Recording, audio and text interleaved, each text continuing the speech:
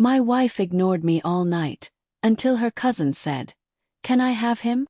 She heard every word. I knew something was wrong the moment she wouldn't look at me across the table. It was supposed to be a simple family dinner, a small get-together at her cousin Mia's house. Just food, laughter, and stories. But from the moment we arrived, my wife, Emily, avoided my eyes like I was a stranger who'd crashed the party. She greeted everyone, hugs, smiles, laughter, but when it came to me she just said, "You can grab a drink if you want." That was it. No warmth, no glance, no trace of the woman I'd married 7 years ago. I tried to brush it off. Maybe she was stressed or tired. We'd both been working long hours lately. Still, something about her tone, flat, detached, felt off. I watched her laugh at her phone while I sat in the living room with her cousins, pretending to care about football highlights. Every few minutes I'd look toward her, hoping for a smile, a look, anything that said we're okay. But her attention never left that glowing screen. Then, I noticed him. Taylor. The friend from work she'd mentioned twice in passing. He wasn't supposed to be there. Yet there he was, sitting next to her, whispering something that made her cover her mouth as she laughed. I felt my chest tighten. They weren't doing anything obviously wrong. No touching, no flirting that would stand out, but it was the familiarity in their body language. The way she leaned in. The way he looked at her like he knew her deeper than I ever had. My beer tasted bitter in my mouth. "Hey, Daniel," Mia's voice broke through my thoughts. "You okay? You've been quiet." I forced a smile. "Yeah, just tired." She gave me a skeptical look, following my gaze toward Emily. Then her lips pressed together like she knew something I didn't. Dinner dragged on. I barely tasted the food. Emily sat across from me, scrolling her phone, answering texts with small smiles while everyone talked. Every time I tried to join a conversation with her, she'd answer with one-word replies. "Emily, can you pass the salt?" She didn't respond. I said again louder. "Oh, sorry," she said quickly, sliding the salt shaker toward me without looking up. Everyone noticed. The silence afterward was heavy. I felt like a ghost sitting at my own table. Later that night, when most of the guests had gone, I found myself sitting on the back patio, staring at the flickering light above the door. My thoughts were a storm. Then I heard laughter behind me, Emily's, followed by a deeper, familiar voice. "Taylor." They were standing near the kitchen counter, talking close, their shoulders nearly touching. I wasn't supposed to hear it, but I did. "You're terrible," she giggled. "You love it," he murmured. "Stop," she said softly, but she didn't sound like she wanted him to. Something inside me cracked. That's when Mia walked up beside me, holding 2 glasses of wine. She handed one to me. "You look like you need this." "Thanks," I muttered. She followed my gaze through the window, to where Emily and Tyler were still talking. Her expression hardened. "You see it too, huh?" "What?" "That she's slipping away from you." The words hit me like a slap. "You think she's cheating?" Mia hesitated. "I think she's tempted. And she's acting like a fool about it." I let out a shaky breath. "We've been distant lately, but I didn't think it was this bad." Mia sighed, looking pained. "She's been complaining about your marriage for months. I told her to talk to you, but she said it's easier not to." Easier not to. That phrase stuck in my throat like a splinter. A while later, everyone moved to the living room for drinks and games. Emily sat beside Tyler again, legs crossed toward him. I stayed back, leaning against the doorway, silently observing. When Mia brought up a playful game, "Never have I ever," everyone cheered. Except me. The questions started light-hearted. But after a few rounds, they turned personal. "Never have I ever lied to someone I love." Emily took a sip of her wine. My heart sank.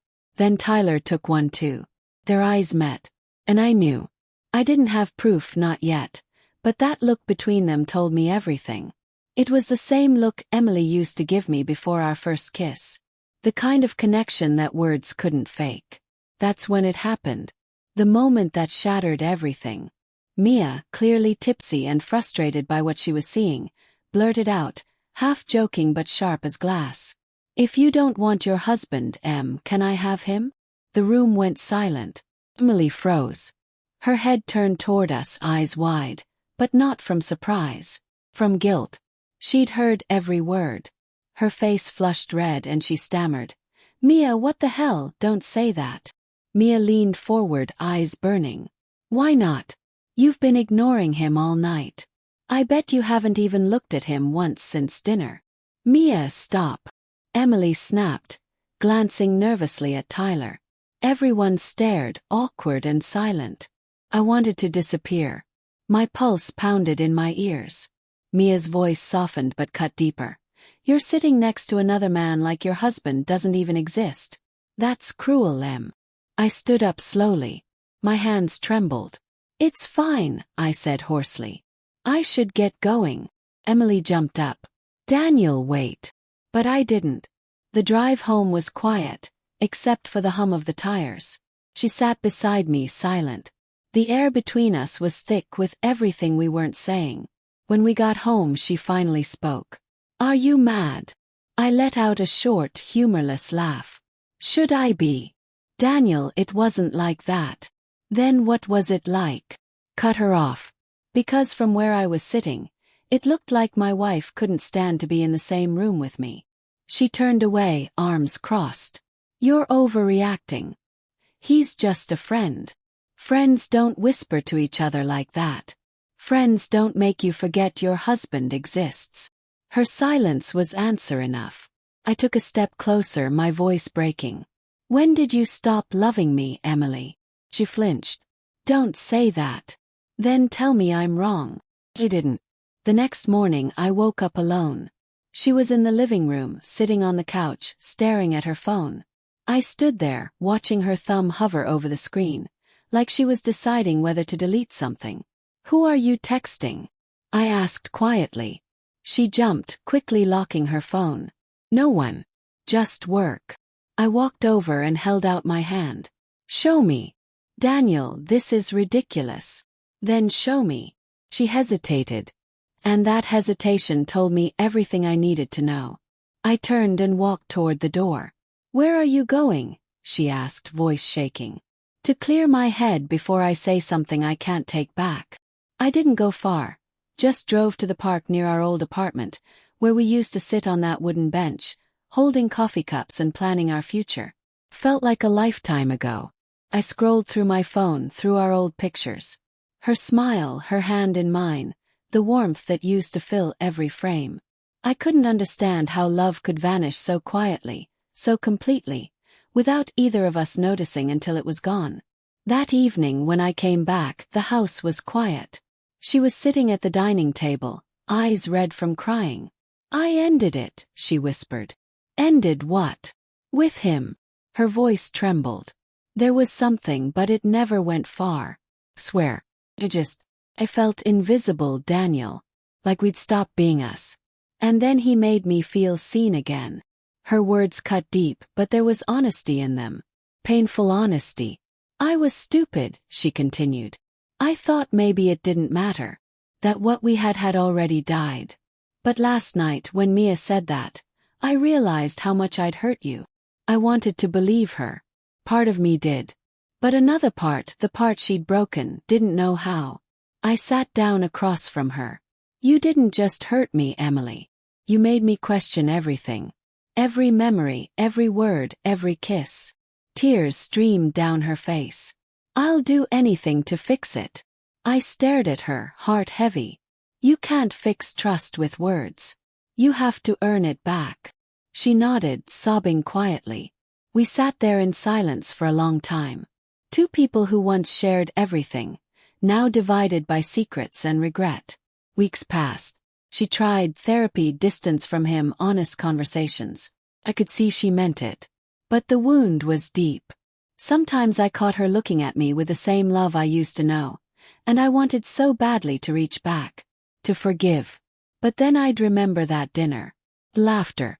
The whispers. The way she ignored me like I was no one. And I couldn't. Not yet. Maybe not ever. A month later I got a message from Mia. "She's different now." She really misses you. I stared at it for a long time. Then I typed back. I miss her too. But missing someone isn't the same as trusting them. I put my phone down and looked out the window, the city lights blurring through the glass. Love can survive distance, anger, even time, but not deceit. Once trust is broken, it doesn't shatter with a sound. It crumbles slowly, like dust slipping through your fingers. And sometimes, no matter how much you want to hold on, there's nothing left to hold.